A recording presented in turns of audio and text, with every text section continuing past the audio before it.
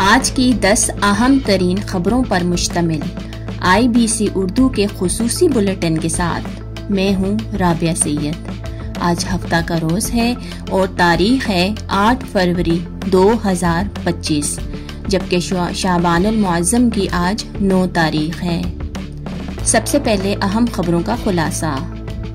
عمران خان کی رہائی کے لیے بشمول امریکہ کسی ملک کے طلبگار نہیں، چیئرمین PTI۔ مجھے موت کی چکی میں رکھا گیا، عمران خان کا آرمی چیف کو دوسرا کھلا خط۔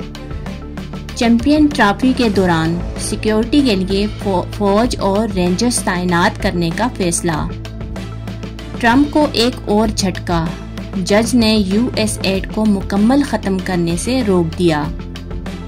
BJP نے 27 سال بعد دہلی اسمبلی میں اکثریت حاصل کر لی۔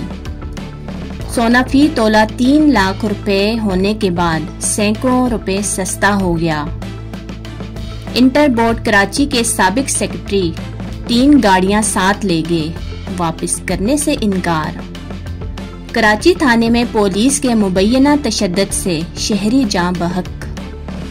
لاہور 10 سالہ بچہ اغوا کاروں سے باحفاظت بازیاب، 3 ملزمان گرفتار۔ پرنس کریم آغا خان کی نماز جنازہ لسبن میں ادا کر دی گئی۔ اب خبریں تفصیل کے ساتھ۔ پاکستان تحریک انصاف کے چیئرمین بیرسٹر گوہر نے کہا ہے کہ بانی PTI عمران خان نے کوئی ڈیل کی اور نہ ہی کریں گے۔ ہم بانی PTI قانونی طریقے سے عدالتوں سے ریلیف حاصل کریں گے۔ انہوں نے کہا کہ بانی PTI کی رہائی کے لیے بشمول امریکہ ہم کسی ملک کے طلبگار نہیں۔ بانی نے کوئی ڈیل کی ہے اور نہ ہی کریں گے۔ عمران خان نے کہا تھا کہ ڈیل کے لیے نہیں، پاکستان اور جمہوریت کے لیے مذاکرات کر رہے ہیں۔ بانی PTI عمران خان نے chief of army staff general Asim Munir کو دوسرا کھلا خط لکھ دیا۔ عمران خان کی جانب سے army chief general Asim Munir کو لکھے گئے خط میں کہا گیا ہے کہ میں نے ملک و قوم کی بہتری کی خاطر نیک نیتی سے آرمی چیف کے نام کھلا خط لکھا ہے۔ میں نے 6 نکات کی نشاندہی کی ہے، ان پر عوامی رائے لی جائے تو 90% عوام اس کی حمایت کریں گے۔ وفاقی حکومت نے ICC چیمپئنز ٹرافی کے دوران سیکیورٹی کے لیے پاک فوج اور رینجرز تعینات کرنے کا فیصلہ کیا ہے۔ ذرائع کے مطابق ICC چیمپئنز ٹرافی 2025 کے لیے فل پروف سیکیورٹی انتظامات کو حتمی شکل دی جا رہی ہے اور اس سلسلے میں حکومت نے سیکیورٹی کے لیے فوج اور رینجرز کو تعینات کرنے کا فیصلہ کیا ہے۔ ذرائع کا بتانا ہے کہ وفاقی کابینہ سے پاک فوج اور رینجرز کی تعیناتی کی منظوری حاصل کر لی گئی ہے۔ امریکی جج نے صدر ڈونلڈ ٹرمپ کو US ایڈ کو ختم کرنے سے روک دیا۔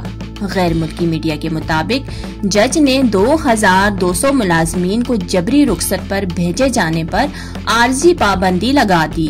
میڈیا رپورٹس میں بتایا گیا ہے کہ جج نے ایجنسی کے تقریباً تمام اوورسیز ملازمین کو 30 روز میں واپس بلانے کے خلاف حکم جاری کیا تھا، جس پر یونین نے عدالت سے درخواست کی تھی کہ ٹرمپ نے اقدام کے لیے کانگریس سے اجازت نہیں لی، اس لیے ٹرمپ کا اقدام غیر آئینی اور غیر قانونی ہے۔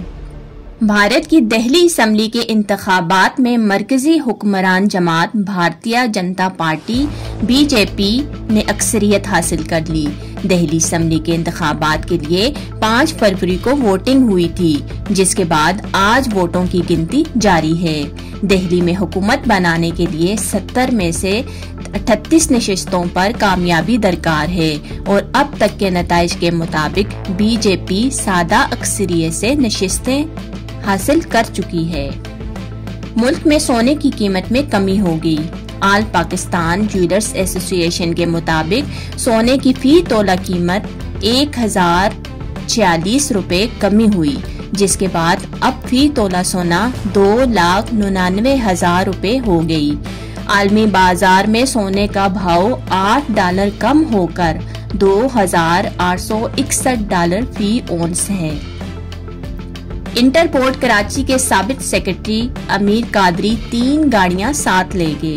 ذرائع کے مطابق بورڈ کی جانب سے امیر قادری سے گاڑیاں واپس کرنے کے حوالے سے کئی بار رابطہ کیا گیا، لیکن اس کے باوجود انہوں نے گاڑیاں واپس دینے سے انکار کر دیا۔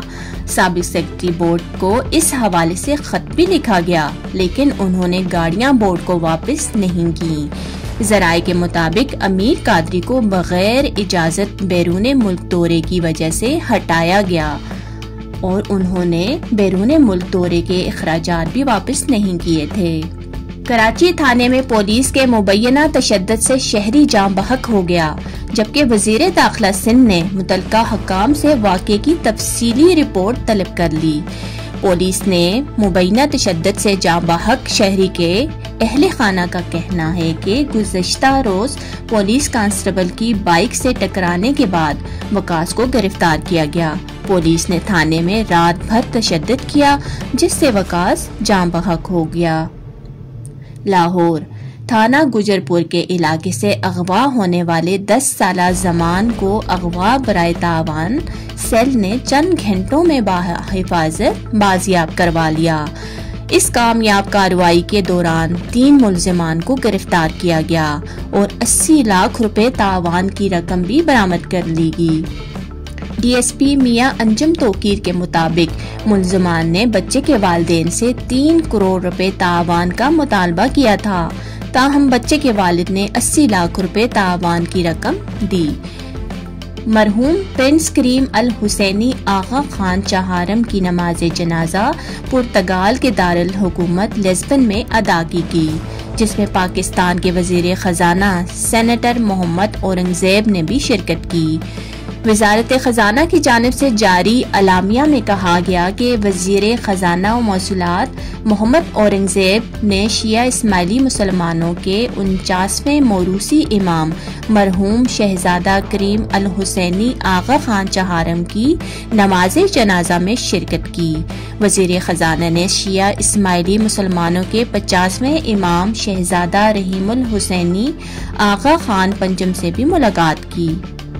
بیان کے مطابق ملاقات کے دوران وزیر خزانہ نے صدر، وزیر اعظم اور پاکستانی عوام کی جانب سے مرحوم پرنس کریم آغا خان کے انتقال پر دلی تعزیت کا اظہار کیا۔ ہماری خبروں کا سلسلہ اپنے اختتام کو پہنچا۔ کل نئی خبروں کے ساتھ آپ کے ساتھ ملاقات ہوگی۔ تب تک کے لیے اجازت دیجیے۔ اللہ آپ کا حامی و ناصر ہو۔